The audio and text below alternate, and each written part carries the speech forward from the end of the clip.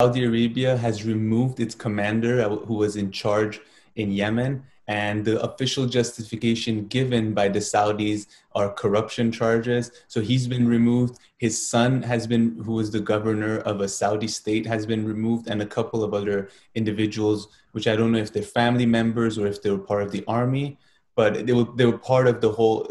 The four or five of them were removed at the same time. I think those are pretty much the details of this story. Are there any specific details, Sam, that you'd like to add? Not just specifically about the removal of this general, but it seems to be part of wider development in the Yemeni situation.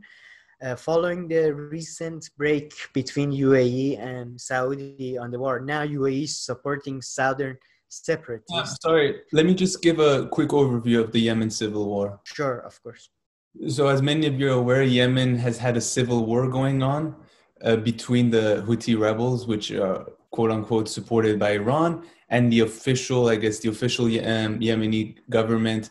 They're recognized, I think, by the UN, and they're backed by the Saudis and UAE. So, as mentioned, this war has been going on since 2015. This civil war, it has led to over 100,000 deaths, including 12,000 civilians. These are very, I think, conservative estimates.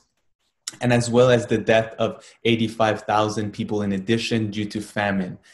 And this is because out of a country of, the UN has been calling Yemen for at least 5 years the worst humanitarian crisis out there. So they've been labeled as the worst humanitarian crisis, despite the fact that the Syrian civil war was also going on at the same time. So out of a population of 28 million, according to the UN, these are the latest figures, over 24 million people need humanitarian assistance.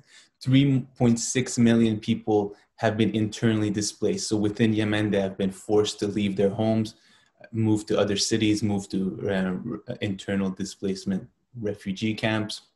And 20 million out of the 28 million are food insecure as well. And Yemen has been struggling with a cholera outbreak this whole time, which has killed an additional 2,500 people. So I'm not sure if it falls within those that died of famine, I guess not. But 2,500 have been killed due to the cholera outbreak.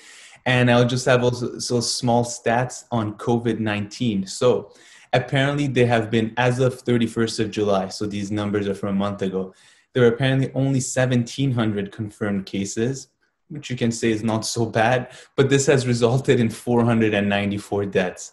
So pretty much 1 out of 3 Yemenis who got coronavirus, unfortunately, passed away due to the virus. But yeah, that was just a quick overview of the humanitarian situation. I think Sam will now get into a bit about the political situation and the recent developments there too. Just a quick correction. UAE doesn't back the internationally recognized government anymore. They back the separatists since about 6 months ago or something. And the southern separatists, not the Houthis. And so there are 3 stakeholders, quote unquote, now in Yemen, right? At least, it's difficult to separate between the southern separatists and Al Qaeda because Al Qaeda is also there, and UAE does not, at least officially, does not support Al Qaeda, but they do support southern separatists, which are very similar and closely aligned in some cases with Al Qaeda. And they have taken over a strategic island off the coast of Yemen, UAE forces. And a day ago, 2 months ago, they dismissed the governor, which was put there by that island was before controlled by the Saudi-backed government, the official UN recognized government, Al-Hadi's government.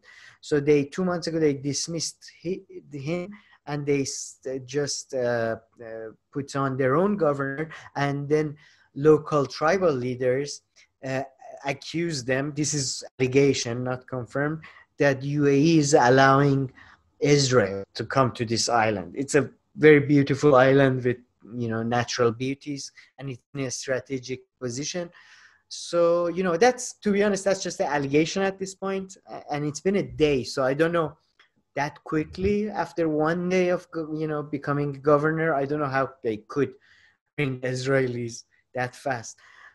But yeah, it's I mean, I think, to be honest, the removal of I was looking into that news, the removal of the general.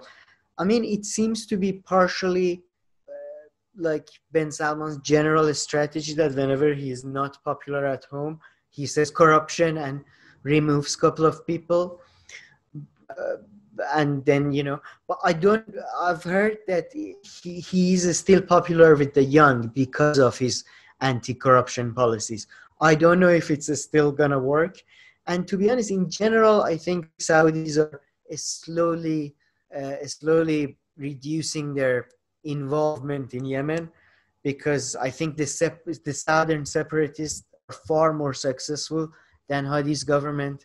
And Yemen was for a very long time Yemen is like the south is very sunny and mountains in the north are very Shia, a very unique sect of Shia. So it does kind of make sense for it to go that way anyway. So yeah, I think it may be part of that development, but maybe not, because it's such a secretive state. Who knows? Yeah. But I mean, definitely seems like the civil war there has either reached a stalemate, or you can even say, I mean, I don't think the Houthis are losing. They're not gaining, but they're not losing, right? They still have control of Sana'a. And now that there's this there's, the UAE and Saudi aren't necessarily aligned 100% in Yemen. There doesn't seem to be much for the Saudis there except wasting resources and killing people. Yeah, I mean, the thing there are still issues like the prestige issue, obviously, because I don't personally think Houthis are Iranian proxies, but they did become far closer to Iran during this period. It did become a sort of they did form in blocks, Iran and Houthis. So it's a bit of a prestige issue for Saudis. It's a bit of a security issue to have an Iranian allied group right at your border. It's a security issue.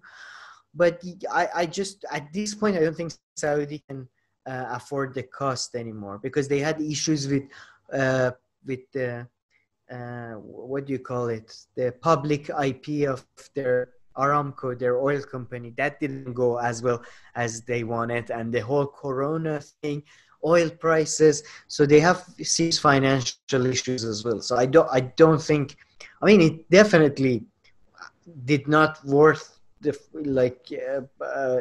was not worth it ever because of the human cost. But just putting that aside, sadly, yeah, I think at this point it's not even politically justified to continue this war. Yeah, so now they're going to have to turn to their PR machine and pretty much spin this the best way possible over the next coming years.